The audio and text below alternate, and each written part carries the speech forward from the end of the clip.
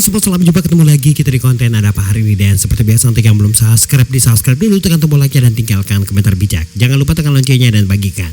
Kalau sudah, mari kita lanjut.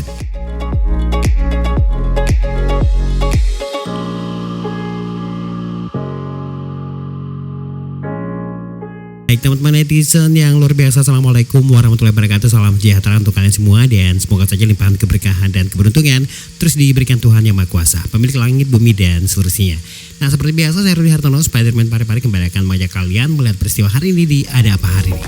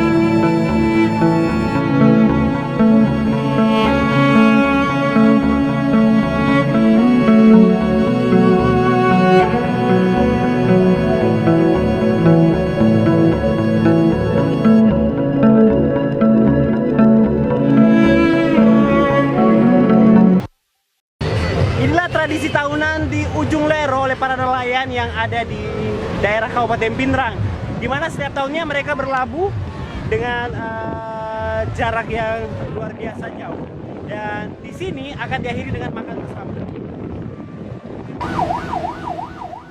Inilah pesta nelayan yang menjadi tradisi tahunan nelayan di Desa Ujung Lero, Kecamatan Supa, Kabupaten Pinrang, Sulawesi Selatan.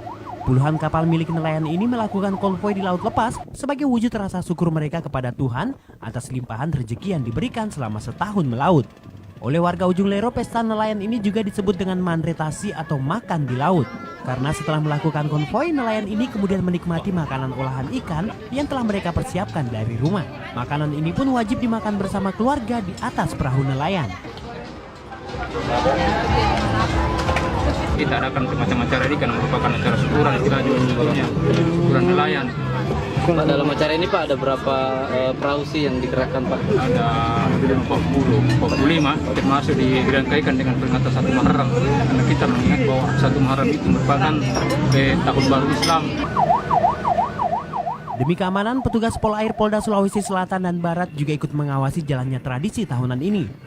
Rute yang dilalui meliputi perairan Pinrang, Baru, Pangkep, dan perairan Parepare. Jadi tidak heran jika tradisi ini tidak hanya diikuti oleh nelayan desa Ujung Lero. Nelayan dari daerah lain pun juga ikut berpartisipasi pada pesta nelayan tahunan ini.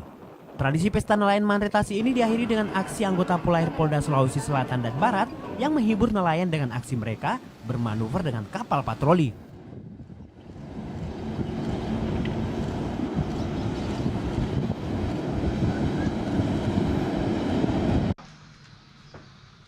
Tentu kalian masih ingat dengan Zu Gabriel, gadis asal Singapura yang sempat dicemooh karena menganggap tas pemberian ayahnya yang bermerek Charles & Keith adalah barang mewah. Zu Gabriel sendiri memang akhirnya mendapat keberuntungan di balik komentar netizen yang memberinya pengalaman yang tidak mengenakan itu.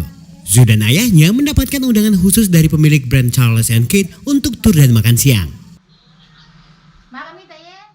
Namun keberuntungan tidak hanya milik Zu Gabriel semata. Di Parepare, Sulawesi Selatan, tas merek Charles & Keith ini mendadak jadi buruan. Sejumlah toko tas yang menjual tas brand ini pun laris manis. Nah, viralnya gadis muda yang mengupload tas pemberian ayahnya yang kemudian mendapat tanggapan negatif dari netizen itu ternyata berimbas kepada hasil penjualan merek tas tersebut. Nah, salah satunya di Trimode, salah satu tempat ataupun toko yang menjual aneka jenis tas, sepatu, dan sendal. Nah, tas merek ini banyak diburu oleh pelanggan. Awalnya toko tas Trimode ini hanya menyediakan sekitar 10 jenis tas dengan merek Charles & Keith. Namun sejak jadi buruan, pemilik toko kini menambah koleksi tas jualannya. Toko tas Trimode ini sendiri menjual tas merek Charles & Keith ini dengan harga beragam, mulai dari 300.000 hingga 1 juta rupiah. Charles & Keith sendiri merupakan salah satu brand ternama di Singapura yang didirikan kakak beradik Charles & Keith Wong di tahun 1996. Di tahun 2023 ini sudah membuka 600 toko di 37 negara.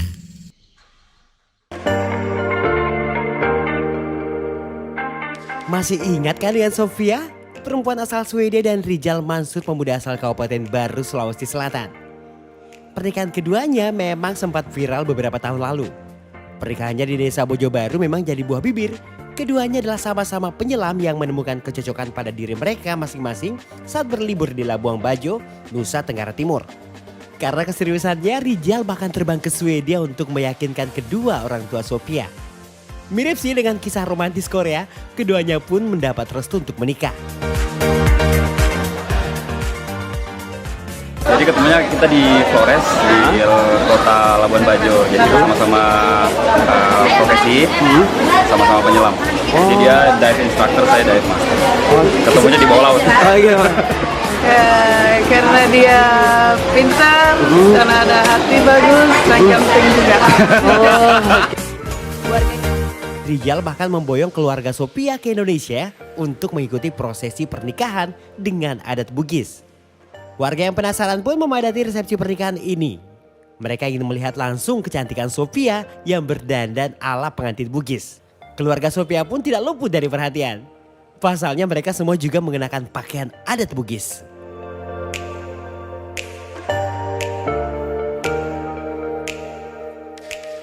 Nah, setelah menikah, bulan madu mereka luar biasa guys. Karena mereka mengawali hari sebagai pasangan suami istri dengan melakukan aksi bersih-bersih lingkungan dengan anak-anak di Loji E Desa Bojo Baru, Sulawesi Selatan. Tidak hanya membersihkan sampah di area perumahan warga, Sofia dan suaminya juga mengajak murid sekolah dasar terjun langsung ke pantai untuk membersihkan sampah yang berserakan di bibir pantai. Warga yang tinggal di sekitar pantai pun ikut membantu melakukan kegiatan bersih pantai ini. Saya mau bantu orang Indonesia untuk protect lingkungan. Terbiasa kami kerja di Pulau Flores di Labuan Bajo bersama organisasi lain. Sudah kerja di sana 2 tahun. Ini bukan kali pertama Sofia dan suaminya melakukan aksi bersih lingkungan. Sejak di Labuan Bajo, Nusa Tenggara Timur, keduanya memang kerap terlibat dalam aksi peduli lingkungan. Sofia sendiri mengaku sangat prihatin dengan banyaknya sampah di pantai Indonesia. Padahal ia begitu mengagumi keindahan alam Indonesia yang memang terkenal dengan area pantainya yang cantik. Mari sama-sama kita peduli lingkungan.